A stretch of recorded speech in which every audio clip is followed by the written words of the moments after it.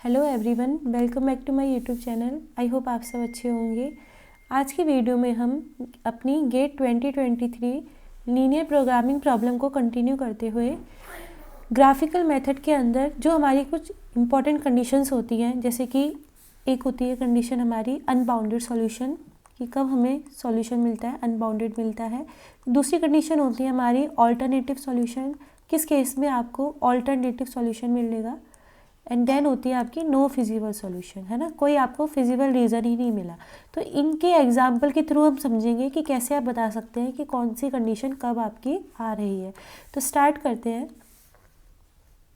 तो ये एक हमें प्रॉब्लम दी हुई है। इस प्रॉब्लम में हमें जेड को मैक्सिमाइज़ करना है। ये हमारा ऑब्जेक्टिव फंक्शन हो गया, ठीक है। कुछ कंस्टेंट्स दिए हैं। पहला कंस्टेंट्स है कि x1 plus x2 2x2 is less than equal to 5 and x1 plus x2 is less than equal to 4।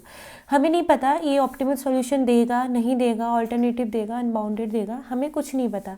हमें क्या करना है, इसको सिंपल तरीके से पहले सॉल्व करना है। कैसे हम सॉल्व करते हैं ये मैंने आपको कल बताया था। इसका जो पार्ट 1 है वीडियो का, उसमें आप देख सकते हैं कि ग्राफिकल मेथड से किस तरीके से हम एलपीपी को सॉल्व करेंगे। तो सबसे पहले आप एक ग्राफ बनाएंगे, क्योंकि हमारा पहले आप ये देखिए कि क्या ये ग्राफिकल मेथड से सॉल्व हो जाएगा। तो आप देखेंगे तो यहाँ पे दो ही वेरिएबल है, x1 x2, तो इसे x और y की तरह ट्रीट करके हम ग्राफिकल मेथड से सॉल्व कर सकते हैं। तो सबसे पहले ग्राफ बनाते हैं। तो ये मेरा हो गया एक्सिस और ये मेरा दूसरा एक्सिस, ठीक है। तो ये ग्राफ बन गया हमारा। अब कैसे करते थे, हम क्या बोलते थे कि जो भी इनइक्वालिटी है उसको एज अ इक्वेशन माइंड में ट्रीट कीजिए, तो आपको मिलेगा सॉरी, आपको मिलेगा x1 plus 2x2 is equal to 5। अब क्या कीजिए, सबसे पहले x2 को 0 पुट कीजिए। तो x2 को 0 पुट करेंगे तो x1 की वैल्यू 5 आ जाएगी। तो आपके कोऑर्डिनेट हो जाएंगे 5,0। तो 5,0 अप्रॉक्सीमेटली कहाँ पे होगा, यहाँ पे होगा, ठीक है। फिर अब क्या कीजिए, अब x1 को 0 पुट कीजिए। तो जैसे ही आप x1 को 0 पुट करेंगे तो x2 की वैल्यू हो जाएगी 5/2। तो 0,5/2 आपका दूसरा कोऑर्डिनेट हो जाएगा। तो 5/2 क्या हुआ आपका 2.5। तो 2.5 अप्रॉक्सीमेटली 1 2 यहाँ पे होगा, ठीक है। तो ये एक लाइन मिल गई आपको। अब क्या कीजिए, दोनों को कनेक्ट कर दीजिए। तो देखिए थोड़ा सा है ना, हो गया, कोई बात नहीं, ठीक है। ये आपका सपोज कीजिए ये वाला पॉइंट क्या था, 5,0, ठीक है। तो ये हो गया आपका 5,0 और ये हो गया आपका 0,5/2। ये दो पॉइंट मिल गए आपको। और पहली वाली हमने लाइन ड्रॉ कर दी, बट सिंस हमें यहाँ पे लाइन नहीं दे रखी है, इनइक्वालिटी दे रखी है, सो हमारा इससे काम नहीं होगा। अब इनइक्वालिटी के लिए हमें रीज़न डिसाइड करना है। तो रीज़न कैसे डिसाइड करना था, मैंने आपको बताया था, 0 0 पुट कर लीजिए। 0 पुट करके अगर आपका सेटिस्फाई होता है, यानी कि यहाँ पे आ रहा है 0 less than equal to 5, true है, तो इसकी जो शेडिंग होगी वो टुवर्ड्स दी ओरिजिन हो जाएगी। तो यानी कि टुवर्ड्स दी ओरिजिन हमने इसकी शेडिंग कर दी, ठीक है। तो ये मेरा पहली इनइक्वालिटी का रीज़न मुझे पता चल गया है। दूसरी का देखेंगे। तो दूसरी का कैसे देखेंगे, दूसरी में भी सेम प्रोसीजर कीजिए। पहले लाइन ड्रॉ कीजिए। तो इसके पॉइंट तो सिंपल मिल जाएंगे, 4,0 एंड 0,4, है ना। आप देख सकते हैं इजीली आपको ये दो पॉइंट मिल जाएंगे। तो 4 लगभग यहाँ होगा और यहाँ होगा, ठीक है। तो ये हो गया आपका, ठीक है। तो ये आपकी लाइन बना लीजिए यहाँ से। तो ये मेरी लाइन बन चुकी है, ठीक है। ये वाली सेकंड वाली, अब सिंस लाइन नहीं चाहिए, इनइक्वालिटी है, रीज़न डिसाइड करना पड़ेगा। तो अगेन आपको मिलेगा 0 is less than equal to 4 which is true. तो आपकी जो शेडिंग हो जाएगी वो टुवर्ड्स दी ओरिजिन हो जाएगी। तो आपको एरिया क्या मिला, अभी हम इनको नेगलेक्ट नहीं कर सकते ना। आपको दिया है कि x and y also greater than equal to 0, then area इधर से राइट में एंड इधर से अप साइड हो जाएगा, ठीक है। तो जो कॉमन एरिया मिलेगा आपको वो ये वाला हो जाएगा। ये आपका कॉमन एरिया हो गया, ये वाला, ठीक है। अब क्या करते थे, जैसे एरिया मिल जाता था हम कॉर्नर पॉइंट्स पे आते थे, है ना। तो कॉर्नर पॉइंट्स पे आ जाइए। तो देखिए एक पॉइंट आपको ये मिला 0,5/2, एक पॉइंट आपको ये मिला, दिस इज़ अवर ओरिजिन, यानी कि 0,0, ठीक है। एक पॉइंट आपको ये मिला, ये कौन सा पॉइंट था आपको याद होगा, तो 4,0। एक पॉइंट आपको ये इंटरसेक्ट वाला मिला। तो ये पॉइंट कैसे निकालेंगे, देखिए अगर हम पे ग्राफ होता तो हम इसे पढ़ लेते कि ये क्या पॉइंट है, बट हम पे यहाँ पे ग्राफ नहीं है, तो हमको क्या करना पड़ेगा, दोनों लाइन का इंटरसेक्शन निकालना पड़ेगा। तो निकाल लेते हैं। तो देखिए पहली लाइन थी x1 plus x2 equal to 4 and x1 plus 2x2 equal to 5। क्या कीजिए, सब्ट्रैक्ट कर दीजिए सेकंड में से फर्स्ट को, तो मिलेगा आपको x2 is equal to 1। Clear, x2 1 आ गया तो आपका x1 कितना आ जाएगा 3। तो आपको जो कोऑर्डिनेट मिल गया वो मिल गया 3,1। ठीक है, इनको कुछ नाम दे देते हैं। तो इसको मैं नाम दे रही हूँ पॉइंट ए, इसको नाम दे रही हूँ पॉइंट बी, इसको नाम दे रही हूँ पॉइंट सी, इसको नाम दे रही हूँ पॉइंट डी। तो क्या होता था, जैसे ही कॉमन एरिया मिलता था हम क्या करते थे, उन पे जेड की वैल्यू फाइंड करते थे। तो आप जेड ए निकाल लीजिए। तो जेड ए क्या आ जाएगा आपका, एक सेकेंड, जेड ए आ जाएगा आपका 2.0 तो 20 plus 40 which is equal to 0। ठीक है, जेड बी निकालते हैं। जेड बी आ जाएगा आपका 20 प्लस 4 इंटू 5/2। तो ये कितना हो गया आपका 10। क्लियर, अब देखिए जेड सी निकालिए। जेड सी आ जाएगा आपका 2 3 plus 4 1 which is again equal to 10। And then आप निकालेंगे Z D. Then Z D आ जाएगा आपका 2 4 plus 4 0 which is equal to 8। Now हमें क्या करना था, मैक्सिमम वैल्यू फाइंड करनी थी। तो मैक्सिमम वैल्यू फाइंड करने के लिए आपको क्या करना था, यहाँ पे देखना था कि मैक्सिमम वैल्यू किस पॉइंट पे आ रही है। तो एक आप देखेंगे बी और सी पे, दोनों पे ही वो मैक्सिमम दे रहा है और दोनों वैल्यू कैसी दे रहा है, सेम दे रहा है। तो इस केस में क्या हुआ, अब हमें कन्फ्यूज़न हो जाएगा कि यार हम बी लें या सी लें, है ना। तो यहाँ पे हम क्या करते हैं, इसे बोलते हैं condition of alternative optima. Alternative का क्या मतलब हुआ कि हमें एक कुछ और भी मिल रहा है सॉल्यूशन, है ना। तो यहाँ पे हमें इसका मतलब बी भी सॉल्यूशन दे रहा है, सी भी सॉल्यूशन दे रहा है। तो इस केस में वी हैव इनफाइनाइट सॉल्यूशन। कितने, 2 सॉल्यूशन नहीं होंगे, हम पे होंगे इनफाइनाइट सॉल्यूशन। अब वो कैसे होता है, वो ऐसे होता है कि जिन 2 पॉइंट पे आपको क्या मिला, जिन 2 पॉइंट पे मैक्सिमम मिला सेम वैल्यू, उन 2 पॉइंट की जो भी लाइन उन दोनों पॉइंट्स को क्या करेगी, मिलाएगी। ठीक है, तो इन दोनों पॉइंट्स को कौन सी लाइन मिला रही है, अगर मैं इसे हाईलाइट करूँ आपका, तो देखिए ये वाली लाइन बी और सी, ये वाली लाइन, ये जो लाइन इन दोनों पॉइंट्स को मिला रही है, इस लाइन के हर एक पॉइंट पे आपको क्या मिलेगा, मैक्सिमम मिलेगा। चाहे आप इस पॉइंट पे निकाल लो, इस पॉइंट पे निकाल लो, इस पॉइंट पे निकाल लो, इस पॉइंट पे निकाल लो, हर एक पॉइंट पे आपको मैक्सिमम मिलेगा। और कितना मिलेगा, 10। ठीक है, तो ये होता है अल्टरनेटिव ऑप्टिमा, इसे बोलते हैं हम ऑल्टरनेटिव ऑप्टिमा, यानी कि ऑल्टरनेटिव सॉल्यूशन यहाँ पे आपको मिल जाता है एलपीपी का। तो किस तरीके से मिलता है, आई होप आपको समझ में आया होगा। और इस लाइन को, जो भी 2 पॉइंट्स हैं, उन लाइन को मिलाने वाले हर एक पॉइंट पे आपको क्या मिलेगा, ऑल्टरनेटिव सॉल्यूशन मिलेगा। ठीक है, तो ये कंडीशन होती है कंडीशन ऑफ ऑल्टरनेटिव सॉल्यूशन। तो आई होप आपको ये कंडीशन अच्छे से समझ में आई हो। आप पहले ही देख के नहीं बता सकते, you have to solve the whole question. ठीक है, अगर कोई भी डाउट होता है तो आप कमेंट सेक्शन में पूछ लीजिएगा, या फिर आप हमारे टेलीग्राम ग्रुप में भी पूछ सकते हैं। अब नेक्स्ट होता है कि अनबाउंडेड कब होता है। तो देखिए अनबाउंडेड के लिए एक कंडीशन दिखाती हूँ मैं आपको। तो ये मुझे एक एलपीपी दे रखी है और मुझे इसको सॉल्व करना है। ठीक है, मुझे नहीं पता इसका सॉल्यूशन क्या आने वाला है। तो स्टार्ट करते हैं। सबसे पहले ग्राफ ड्रॉ कर लेते हैं, क्योंकि 2 वेरिएबल में तो आप समझ गए होंगे कि ये ग्राफिकल मेथड से हो जाएगा। देन आपका एक क्या जाएगा, लाइन, एक लाइन ये वाली चली जाएगी, है ना, ये लाइन चली जाएगी। अब देखिए ये मुझे मिल गया ग्राफ। अब फिर से सॉल्व करना है तो 2 मिनट में हम सॉल्व कर सकते हैं, इजी अप्रोच से। बिल्कुल अंदर अंदर मन में कंसीडर कर लीजिए। इस इक्वेशन करेंगे तो x2 को 0 रखेंगे तो आपको x1 मिल जाएगा 3/2 यानी कि 1.5, है ना। तो ये वाले पॉइंट मिल जाएंगे आपको। इस पॉइंट का नाम हो जाएगा 3/2, 0, है ना। फिर दूसरा पॉइंट मिलेगा, जब आप x को 0 रखेंगे तो y3 मिल जाएगा, तो यानी कि ये वाला पॉइंट अप्रॉक्सीमेटली, है ना। तो ये दोनों पॉइंट को मिलाने वाली लाइन से हमें क्या मिल गया, इस इक्वेशन की लाइन मिल गई। ये सही जा रही है ना, ये हो गई, ये लाइन हो गई। अब फिर से पता लगाना है कि कहाँ से जाएगी लाइन। तो ओरिजिन पे आप अब देखिए थोड़ा इंटरेस्टिंग कुछ आया है। अगर आप यहाँ पे 0 0 रखेंगे तो मिलेगा 0 + 0 is greater than equal to 3।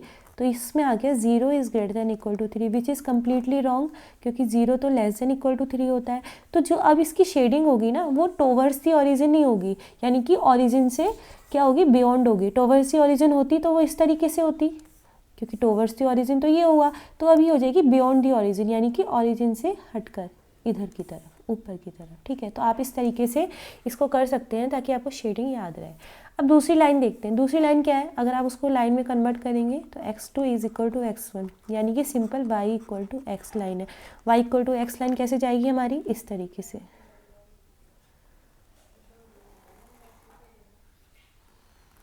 ये मेरी y equal to x line हो गई, ठीक है।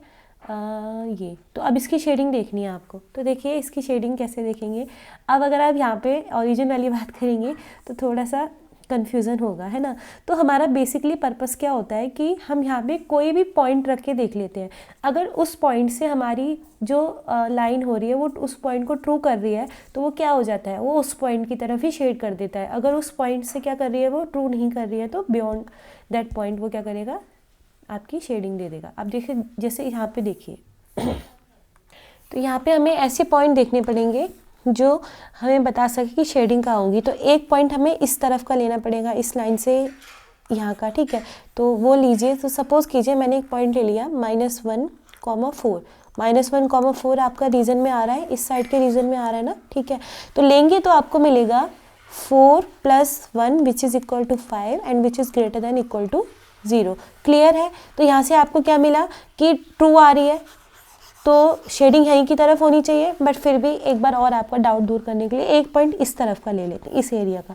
तो इस एरिया का कोई भी पॉइंट ले लीजिए। इस एरिया का पॉइंट क्या ले सकते हैं आप, सपोज लिया आपने 0,1 ले सकते हैं, बिल्कुल ठीक है। तो 0,1 लेंगे तो मिलेगा 0 - 1 which is greater than equal to 0, which is completely wrong, क्योंकि -1 इज़ लेस देन 0, ठीक है। तो ये वाली शेडिंग क्या आ जाएगी, रॉन्ग आ जाएगी।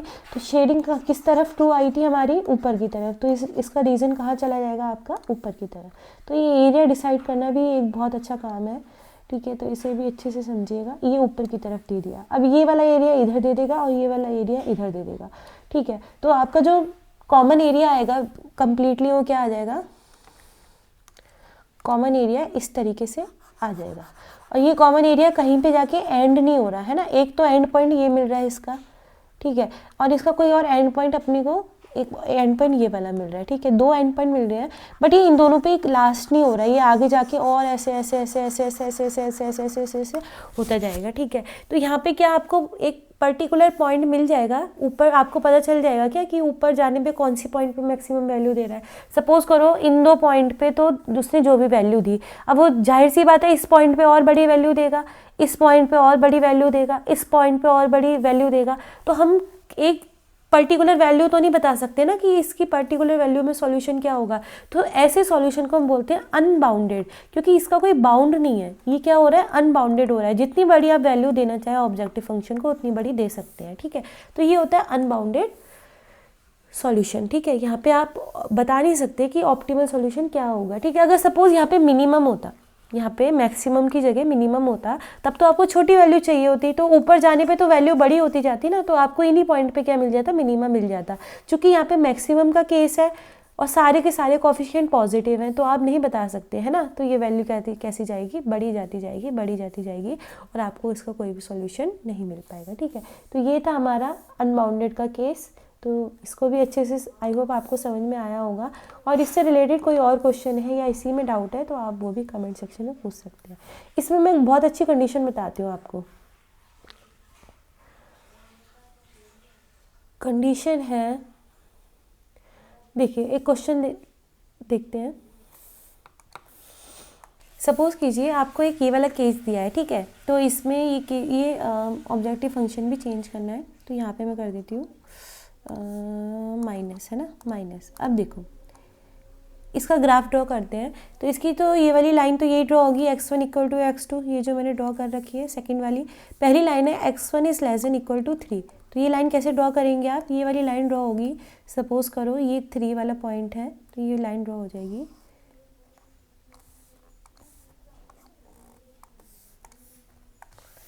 ठीक है। तो इसकी जो x1 = 3 वाली लाइन ड्रॉ करते हैं, तो वो लाइन सपोज ये जा रही है आपकी ये वाली, ठीक है। तो ये आपने ड्रॉ कर दी। अब देखिए इसकी शेडिंग कहाँ की तरफ होगी, ओरिजिन का पॉइंट रखेंगे तो 0 is less than equal to 3, 2 आ रहा है तो टूवर्ड्स दी ओरिजिन इसकी शेडिंग हो जाएगी। ये मैं शेडिंग दिखा रही हूँ एरो से, तो इसको आप वो मत समझिएगा कि ये लाइन सेगमेंट है, ये शेडिंग दिखा रही हूँ मैं, ठीक है। ये लाइन ऐसे आपकी आगे की तरफ जाती रहेगी। तो एरिया क्या मिलेगा आपको, जो एरिया मिलेगा वो एरिया मिलेगा आपको ये वाला, है ना, इस तरीके से ऊपर जाता रहेगा और इसके इधर ही रहेगा आपका एरिया, ये वाला एरिया, ठीक है। और ये और ऊपर अभी जाता रहेगा, तो है तो ये भी अनबाउंडेड, है ना। पर यहाँ पे देखिए ज़रा, यहाँ पे आपको जो पॉइंट कॉर्नर पॉइंट मिले वो मिले 0,0 और एक कॉर्नर पॉइंट आपको ये मिला, ये कौन सा पॉइंट होगा, 3,3 ऑब्वियसली, है ना, 3,3। तो ये आपको पॉइंट मिल गए। अब देखिए यहाँ पे आप इन पॉइंट पे इसकी वैल्यू निकालेंगे, तो इन पॉइंट पे वैल्यू निकालेंगे तो 0 पे तो 0 ही मिल जाएगी आपको वैल्यू, और 3,3 पे क्या मिलेगी, 18 - 3 यानी कि 15, ठीक है। तो ये आपको वैल्यू मिली 15 और यहाँ पे 0 मिली। अब आप सोचेंगे कि और ऊपर जाएगी वैल्यू, तो बढ़ती जाएगी, जैसे कि हमने इससे पहले वाले केस में देखा था। तो देखिए इससे पहले वाले केस में हम पे यहाँ पे पॉजिटिव का साइन था, तो दोनों ही हमारे कोफिशिएंट प्लस में थे, तो जितनी बड़ी पॉजिटिव वैल्यू देते वो उतना बड़ा रिजल्ट देते। यहाँ पे हम पे साइन नेगेटिव का है, तो यहाँ पे अगर आप x1 की बात करोगे 6x1 और -x2, तो इसकी जो मैक्सिमम वैल्यू हो सकती है 6x1 की वो 18 हो सकती है ना। 18 से बड़ी आप कोई वैल्यू नहीं ले सकते ना, क्योंकि x1 is restricted bye 3, x1 को हमने रेस्ट्रिक्ट कर दिया है कि वो 3 से ज़्यादा नहीं हो सकता, तो 6x1 की मैक्सिमम वैल्यू 18 हो सकती है, ठीक है। उसके अलावा जो भी आप ऊपर जाते जाओगे x2 की वैल्यू बढ़ती जाएगी, बट वो नेगेशन में बढ़ के इस 18 को क्या करती जाएगी, छोटी करती जाएगी। क्यों, जैसे सपोज करो आपने ऊपर पॉइंट लिया, अब आप और कोई पॉइंट ले सकते हो, 3,5 ले सकते हो, है ना, 3 तो फिक्स हो ही गया है यहाँ पे, ठीक है। तो 3,5 लेंगे तो आपको मिलेगा 18 - 5 विच इज़ इक्वल टू 13। तो ऐसे ही जितने ऊपर के आप पॉइंट्स लेते जाएंगे उतने ऊपर में आपको वैल्यू और छोटी मिलती जाएगी, तो यानी कि इसकी मैक्सिमम वैल्यू क्या मिल जाएगी, 15 मिल जाएगी, ठीक है। और वो दोनों से सेटिस्फाई भी हो रही है, तो 15 ही हमारा इसका क्या हो जाएगा, ऑप्टिमल सॉल्यूशन क्या हो जाएगा, 3,3 और मैक्सिमम ऑफ जेड क्या हो जाएगा हमारा 15। तो हमें एकदम से कंसीडर नहीं कर लेना है एरिया को देख के कि हमारा जो एरिया है वो अनबाउंडेड आ गया है, हमें उसमें कुछ ऐसी चीज़ें भी देखनी है कि वो कहीं से रेस्ट्रिक्ट तो नहीं हो रहा। अगर उसने जैसे आपके एक कोफिशिएंट को रेस्ट्रिक्ट कर दिया एंड ऑब्जेक्टिव फंक्शन में माइनस का साइन आ गया, तो वहाँ बहुत केयरफुली आपको ऑब्जर्व करना पड़ेगा कि जो आपकी वैल्यू है वो आ क्या रही है। अगर यही क्वेश्चन मिनिमाइजेशन का होता तो आप क्या बोलते कि 0, 0 पे मिनिमम मिल रहा है, तो आप गलत होते। क्यों, क्योंकि जैसे आप ऊपर के पॉइंट में जाएंगे, जैसे ही आप पहुँचेंगे पॉइंट 3,19 पर, तो जैसे ही आप 3,19 पे पहुँचेंगे तो आपका जो जेड हो जाएगा वो जेड हो जाएगा आपका, क्योंकि 3,19 इज़ इन फिजिबल रीजन, है ना। तो आपका जो जेड हो जाएगा वो हो जाएगा 18 - 19 which is equal to -1, negative value मिल गई ना, ठीक है। तो यहाँ पे अगर ये मिनिमम के केस में हो जाएगा तब तो अनबाउंडेड सॉल्यूशन है ना, और यहाँ पे मैक्सिमम के केस में ये आपको क्या दे देगा, बाउंडेड सॉल्यूशन दे देगा। तो ये कुछ कंडीशंस है जो आपको अच्छे से ध्यान रखनी है, ठीक है। तो ये हो गया मेरा, आपको आई होप अच्छे से समझ में आ गया होगा अनबाउंडेड कैसे देखना है, आपको चेक करना है। तो ये अनबाउंडेड हो गया, ऑल्टरनेटिव हो गया। एक आता है कि कोई भी फिजिबल रीज़न नहीं मिल रहा, तो उसे जस्ट मैं आपको ड्रॉ करके समझाती हूँ वो कंडीशन कब होगी। सपोज़ कीजिए आपको एक क्वेश्चन दिया है, ठीक है। यहाँ पे मैं क्वेश्चन नहीं उठा रही, मैं आपको जस्ट एक एग्जांपल के थ्रू कंसीडर करा रही हूँ, और आपका ग्राफ कुछ इस तरीके से ड्रॉ हो गया। ये ग्राफ ये बना मेरा, और ये वाला ये बना। ऐसे एग्जांपल मिल जाएंगे आपको जब आप देखेंगे। तो यहाँ पे आपका जो ग्राफ बना वो पहली लाइन सपोज ऐसे चली गई, पहली लाइन चली गई आपकी ऐसे, ठीक है, जा सकती है, और दूसरी लाइन चली गई आपकी ऐसे, जा सकती है, ठीक है, कोई दिक्कत नहीं है, ठीक है।